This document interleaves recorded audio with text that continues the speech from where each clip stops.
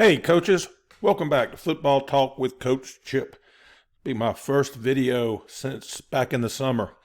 Most of y'all know that have been long-time viewers, listeners, subscribers that I normally take football season off so I can focus on my football team. Didn't do as well as we wanted to do, but we didn't do horrible either. We went 4-6 with a young team, got 19 guys coming back that either started or got significant snaps in key situations.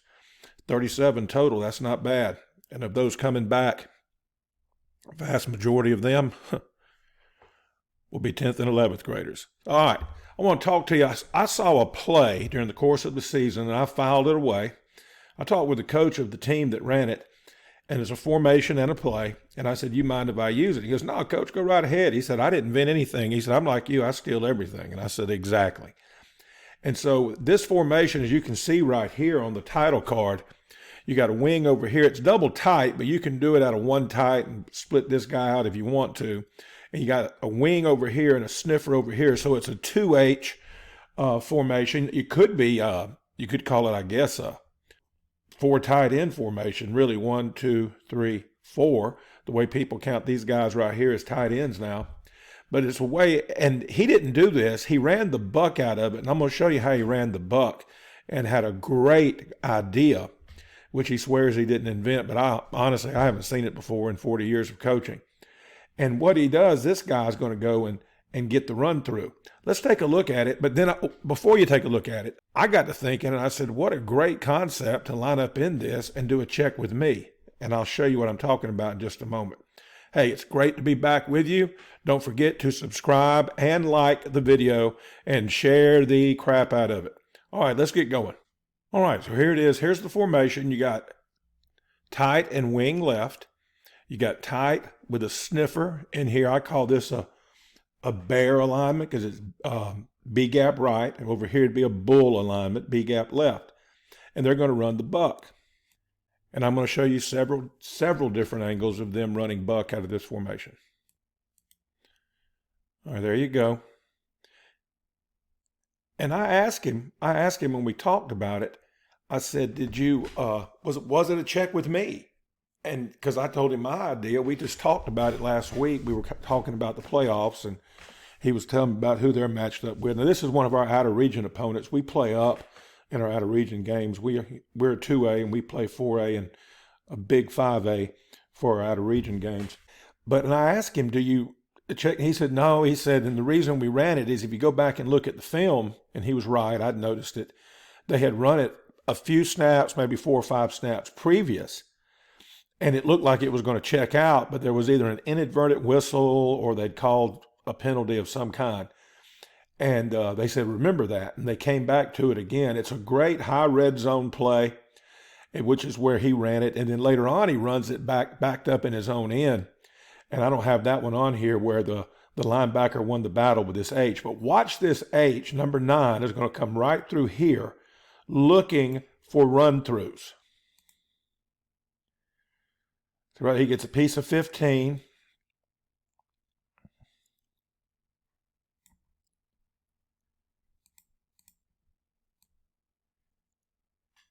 He also crosses 50's face as 50 jumps over the cut from the backside. The tackle's trying to get him. He's in a 3. 50's very athletic, does a great, see, jumps over that. But he's kind of, he gets across 50's face and he bumps 15. Of course, 22 checks out.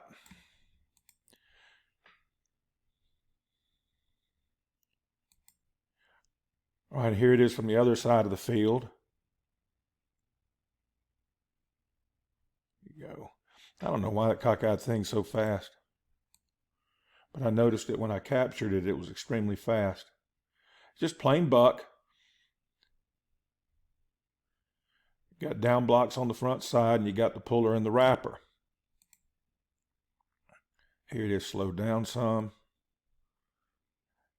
I just think it's just now I know you can't spread the field when you do it, but I think it's a great idea to jump into this on 2nd and 3, 3rd and 3, and just look at the defense. And I'll show you what I mean by the check with me aspect of it. All right, here it is from the end zone shot.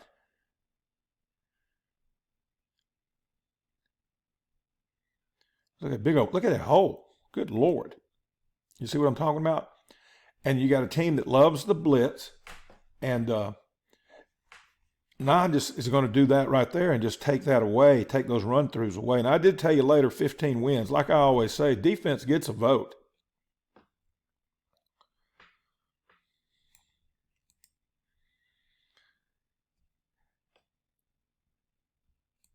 There you go.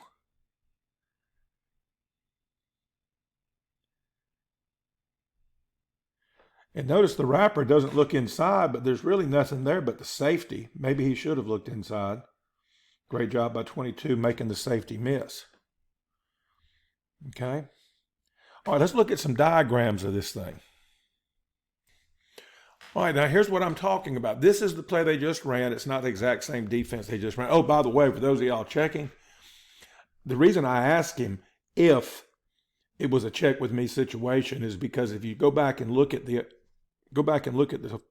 original play, the defense only has 10 on the field. They don't have their outside backer out here. And he said, no, he said, we didn't check with me. He said, we just got lucky. We just said, hey, that play's good. You know, the time before we ran it, we had blocked that guy. And then we ran it before and the guy wasn't there because they only had 10. But that's what made me start thinking, what about a check with me? What if you look over here and you don't like your buck? Okay, and here you see the diagram. Here's the number 9, the sniffer in the bear alignment, be right. And he's coming right here looking to scoop up or get any run through. Okay, and then everybody else is running buck.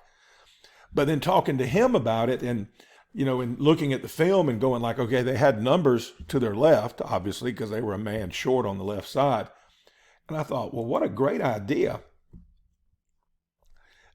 I think if you don't like your numbers, like I cannot stand to run buck to an A-gap D lineman, like in an underfront. And so you look over here and you just call whatever you're going to call it, whatever name you come up with, you know, call the formation, check with me, and know you can run a couple of plays out of it. You can run buck left, or you flip it and run buck right, or you can run power right. And I asked him about that, and he said, no, I ain't thought about that. That's a good idea.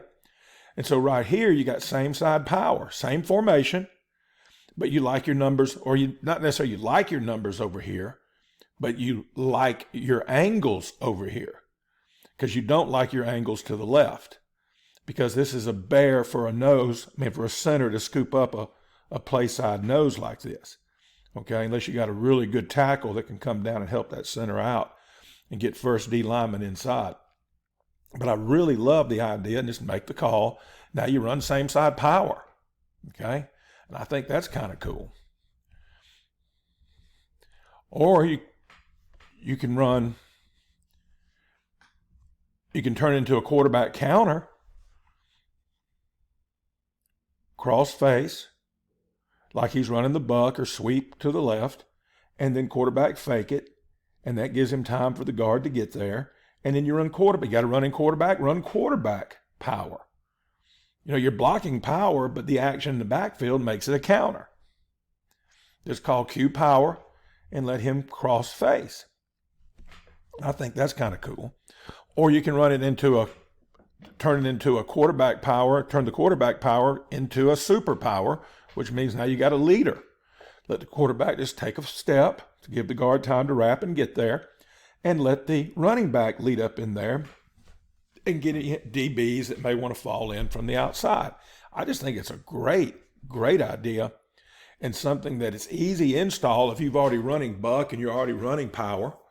And if you're not a buck team, if you're more a pin and pull team, same thing. You can run pin and pull one way and you got power back the other way. It's just a great way of getting in one formation and having a couple of options and short yardage, you know, if you're a buck team and a power team.